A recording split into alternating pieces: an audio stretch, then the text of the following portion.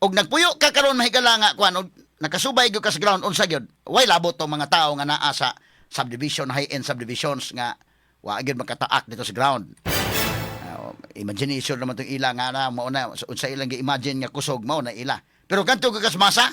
Pangutan ang masa mingo man wa di may mutuo ano politika na suko gyud sang sara kay hadlok gyud sa nga mudaog gid 2028. Mao gi una-una sa mga tao. So kung ikaw congressman palandaan, maguna-una gyud ka sa imong distrito kung ang imo karong sure ka sa imong distrito nga bisag unsay imong stand ngadto sa taas, daog ka gihapon, okay lang exhibition nila nina.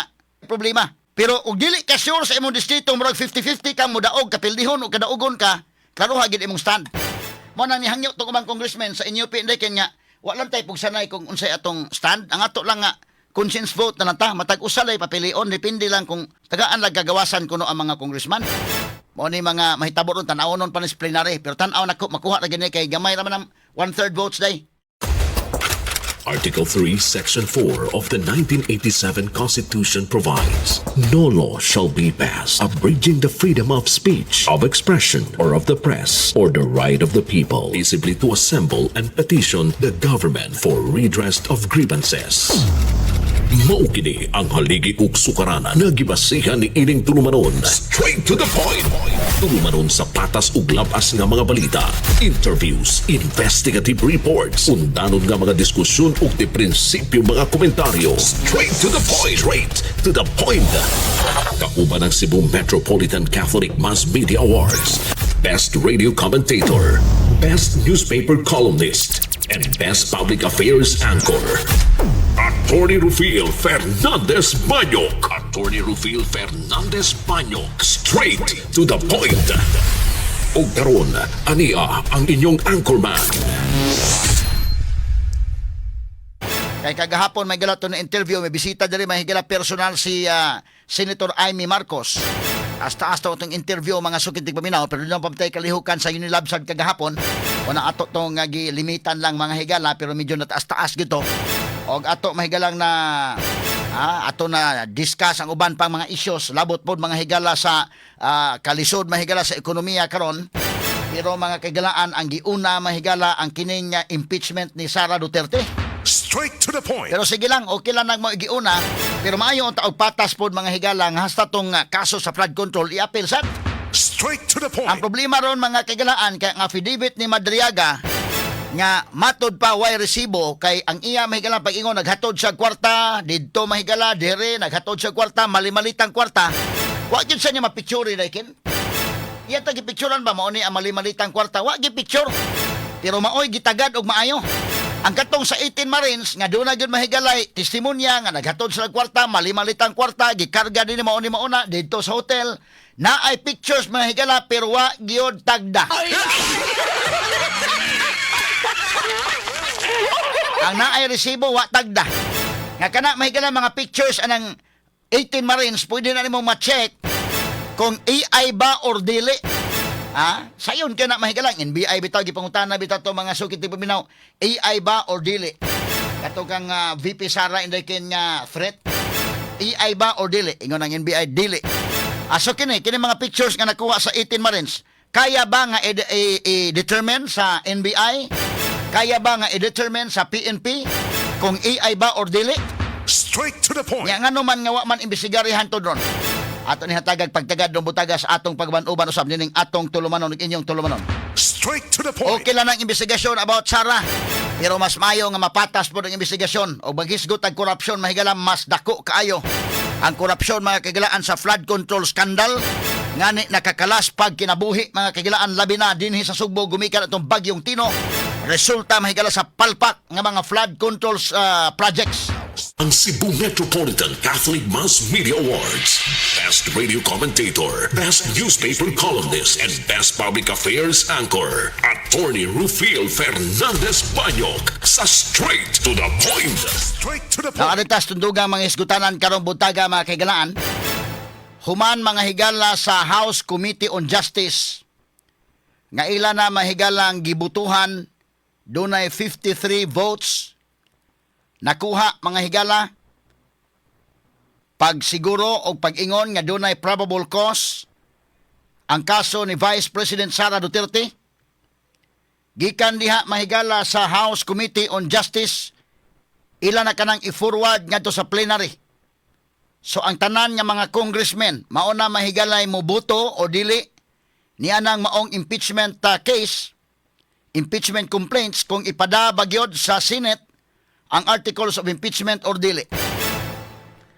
Ang basihanan 1/3 votes sa mga sakop manghigala diha sa atong House of Representatives.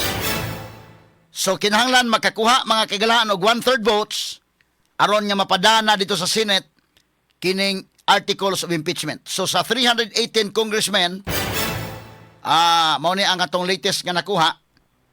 Tanaw na to may galaon sa pagipinaka bag-ong number karon basta mao ni mahigala atong nahibaw-an. So may kag 1/3 ana dunay mga 106 congressmen.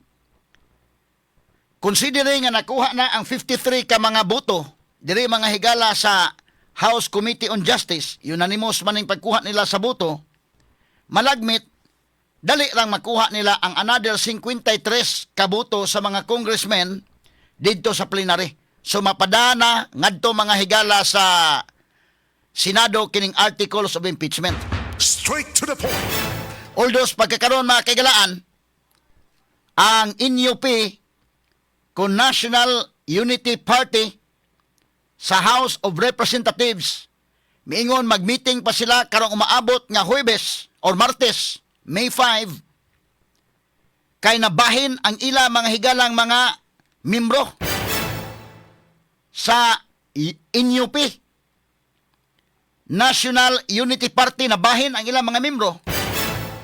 Kay permiro sa una, doon naman sa alliance indikin kining NUP ngadto na sa administration, pero karon nabahin sila. Ingon sila nga conscience vote na lang ato, di lang ta mag black voting sa atong partido. Kay doon na may mga congressmen nga dili gustong muboto sa impeachment nga ipada ngadto sa Senate. Straight to the point. So kung mahimo, di lang ta nga kanang maghiusa ta og atong iduot si VP Sara, depende lang sa kadausa nato kung unsay gusto. Ha? Ingon si Congressman Puno, ang NUP dili mo boto sa impeachment basta way lig-on nga ebidensya. Nya karon napresenta na mo ni ang tuyo nila sa House Committee on Justice, pag-convince po ni sa ilang mga kaubanang mga congressmen nga mobuto mga kagalaan sa impeachment kung doon na ebidensya kay ni concede ni kondisyon naman daan ang inyo nga kung na ebidensya batok ni Sara mobutar mi, pero og kuwang dili konbensido mga higala mga ebidensya nga butang diha, dili mi mobutar. So karon kay naa na may probable cause, nagkasnabot sila mag-meeting pag nagbalik dahil karong Tuesday, depende kung naabay pressure pod o wa ba. Na magina pressure kanunay.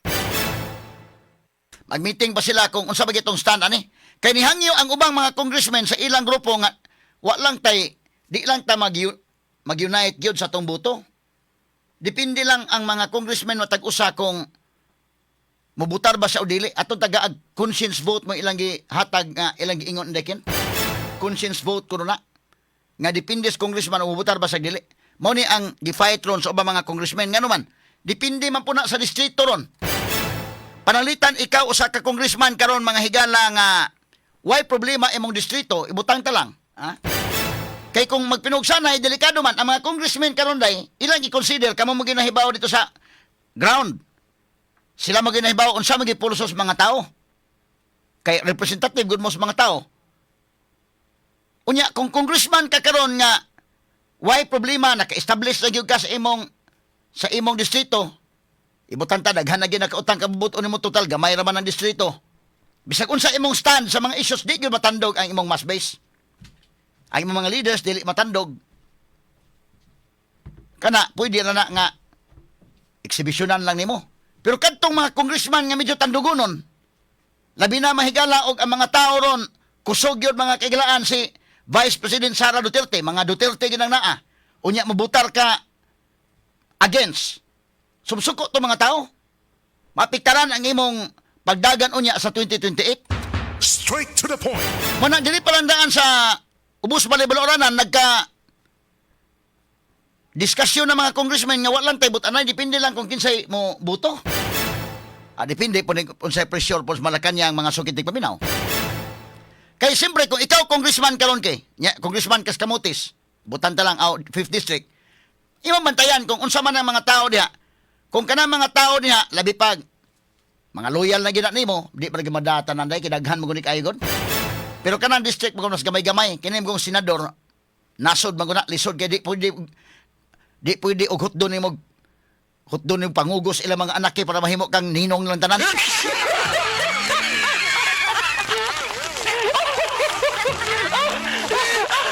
O congressman ka, madara man nagsusuroy ni mo day. Magninong ka dito, ninong ka dito. Kaya kana imong mga gipangkugos, butang ka lang. Nainamatyan dito, adto ka na.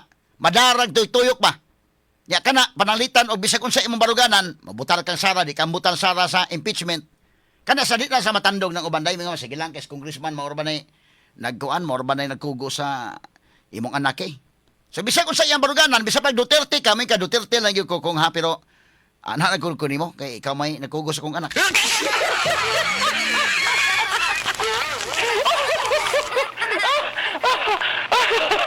Madara mo ni kalainan sa congressman, og imong distrito gamay-gamay ra matuyok nimo ba? Ya kana mga leaders mo kautang kabubuton nimo diha. Medyo bisa pag unsa imong baruganan dito, lig-on ka nga dili ka matandog dire. Lahi ang treatment sa tawo, ingong mga tao sige. Kung Duterte lang mi kong pero anak lagi nimo. Sa gila medyo sa babaw. Moingon mo na mga kwan, politiko ka na rin. Sige, bahala na ba sa siguruan lang ko niya.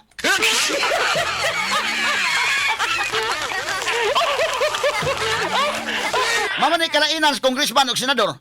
Kay gamay-gamay naman distrito, pwede man mo asa to'y na mamatay, adto ka. Asa tong na ay bunyag lang, mangugos ka. Bisawa nakakaila sa imong gipangkugos. So, kumpare-kumpare naman tanan. Bisag unsa ka rin mga organisasyon nga na, apil ka, bisag unsa mahigala nga grupo, apil ka diha, naitawag na nga brother mo dire Pikas. Pikas po sa nga ano na. Apil po ka ki. Asa dapit ang bunyag, bitaron kag pangugos ka. Asa doon na matyan, adto ka. Asa dapit tong kwan, naay mga fiesta day mo, adto ka, matambong kag pista, muhatag kag pangpamista. So kana kung naka-establishar na ka, nga medyo ligo na ka nga congressman, ang imong base dito, ang imong supporters, imong mga leaders, bisag kung sa baruganan, di mo bali. Nana sila kaugalingong mga baruganan ng mga tao, pero pag ikaw ikaw, nakautang ka, bubuto na nimo, di na matandog, why problema ang imong buto sa Congress? Kining impeachment. Pero kadtong uban nga, medyo labi pag katong mga congressman ron nga, tandugonon ng daan, mura pildihonon daan day. Nya ka na lang imong distrito, pag tanaw na survey na ba niyo, huyang ka, nagharabay mo dagan po diha. Naghamay mo pahimos panahon na kin, pag yun nga, hinay na, kay kuwan na, labi pag na-involve ka daan o flood control project. O niya, medyo mga tao mura nagwa na ganahin mo ng uban. Karon ang mga naimang interesado diha nga mudagan tani, labi pag musipyat kay nigbutar ining impeachment. Di naagi mga interesado sa imong distrito. Dayon na mga interesado mga kigalaan, naghutuot pa na kanus aka musipyat.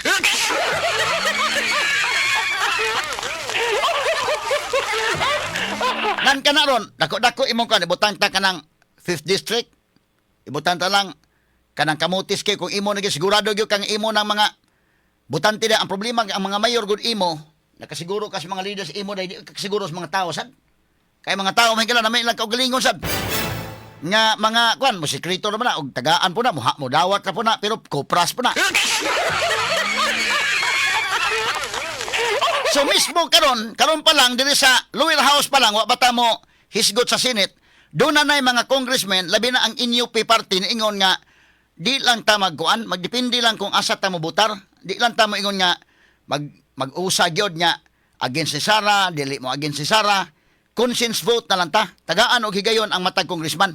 Kay lisod ba kay na day nga maamong ka sa baruganan sa party indikin. Mo may stand sa tong party. Mo na tong i-follow nya ikaw. Ang imong distrito dito mo kuyaw-kuyaw man. So medyo manimbang-timbang gyud ka. Kay imo man hunahon. Una-unaon nimo og ari ka, mabutar ka pero mo lagi na. Kumusta ka do na pa bay kwarta nga ipabaha ni karon kay lahi magutong first nga impeachment na pa magutos Romualdez. Unya kato si Romualdez may galama mo to interesado pod nga modagan pagka-presidente. Sumoto interesado gyud nga matangtang ni si Sara mahigala isip vice presidente. Straight to the O point. matangtang si Sara, ma-disqualified mahigala di nakadagan sa 2028. Paminaw Romualdez mo naghayahay siya wa say kontra. Although kadagong uban na mo managan sa guna, pero at least dili na kay inana kalig-on, no? Ya karon wa na mas Romualdez. Kinsa may mo kuan na ron, doon na may ubang mga congressman day nga murag nagpaabot-paabot ng saban na batay grasya inig mubutal tay di ba?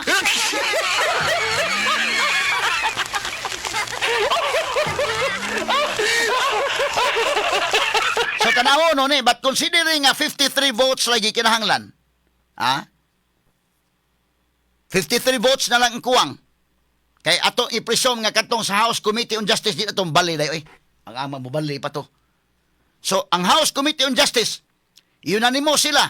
53 kabutos mga higala i-impeach gyud Sara nakakita sila og probable cause. So kanang another 53 makuha nila diri mga kagalaan sa lower house. Pero kanang ubang mga congressmen na nagana lang ng uban, ha? Kay ugaling og musipyat makadagan si Sara, o musipyat dito sa Senate ba? May lang og kontak nga daan sureball na sila nga nagbot Senate. Ma konbikto gyud ni. Di na kadagan. Kay musipyat makadagan, delikado ang imong kontra sa imong distrito dahil mo isa ni Sara unya. Nag-abot mahigalas 2028 election, dako man ang butanga. Straight to the point. Labi na lagi kung murag tandugunon ang imong posisyon na murag kag kadaugon, murag kag kapildihon, 50% murag kag mudaog, 50% murag kag mapildi. Unya inig eleksyon mahigala na interesado di aron nga mudagan pagka congressman mo iisa ang kamot ni Sara. Medyo man nagana sa kaanang panahon na. Okay, sa pagkakaroon kusog ng Sara yun. Tanawa gud ang field ba? Tanawa nimo ang ground. Kani istorya tag tinuod ha, kay lisod man kay na nga murag mig istorya tag imagination lang. Susiha sa ground, di ba? Hantod doon ang investigation mahigala batok ni Sara. Ikaduhang hugna na niron lahi siya ni Villar nga kasi Villar gitirahan imbestiga sa in aid of legislation kunuhay pero gitira des Villar, tandog is Villar. Down ang iyang rating. Maupod si Binay, gitirahan, down is Binay. Pa si Sara ikaduha na karon hugna, first nga hugna mahigala quad committee nila tabangan yon. Upat ka committee ba? Wa matandog. Karon kining ikaduhang hugna mahigala House Committee on Justice. Gitirahan. Isusi sa field o natandog bagwa ba? Mo isusihan ninyo kuno. Sulti tag tinuod. Tingali doon ay gamay lang siguro. Pero ang mass base day wa matandog. Mo to istorya ay may kagahapon nga sa ilang survey wa matandog dito sa ground. Unsa man nimo na ron? So doon na kay problema gyud og managana ka. Og kuan kay lahi man siya ni Villar nga pag demolition job nila igo down sa Villar. Si Binay demolition job down. Sarawa. Oh. Wa ta kay bawo ngadto sa Senate ha. Og unsay may tabo ining impeachment. But sa pagkakaron ba? Pagkakaron. Og nagpuyo ka karon mahigala nga kuan og nakasubay gyud ka sa ground unsa gyud. Way labot tong mga tawo nga naa sa subdivision, high-end subdivisions nga wa gyud makataak dito sa ground. Imagination naman itong ila nga na mao na unsa ilang gi-imagine nga kusog mao na ila. Pero kanto ka kas masa? Pautan ang masa mingo man wa di may muto o ano eh. Politika na suko gyud sang Sara kay hadlok gyud sa nga mudaog gid 2028. Mao gi unahon na sa mga tao. So kung ikaw congressman palandaan, way labot pang senador ha panto i-discuss. Magunahon na gyud kasi mo distrito kung ang imo karong sure ka sa imong distrito nga bisag unsay imong stand ngadto sa taas. Daog ka gihapon, okay lang. Exhibition nila nila. Way problema.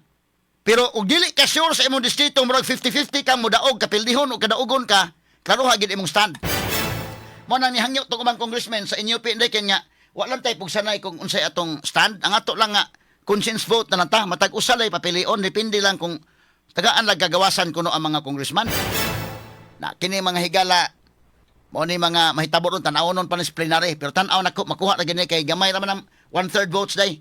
Makuha na sa plenary ang ngadto sa Senate na gyud ang dako pod bahigalang hisgutanan ana. Not just number one. Simply dominant. Inyong napapakinggan ang best radio commentary program ng 20th Cebu Archdiocesan Mass Media Awards. Straight to the point ni Attorney Rufil Fernandez Banyo.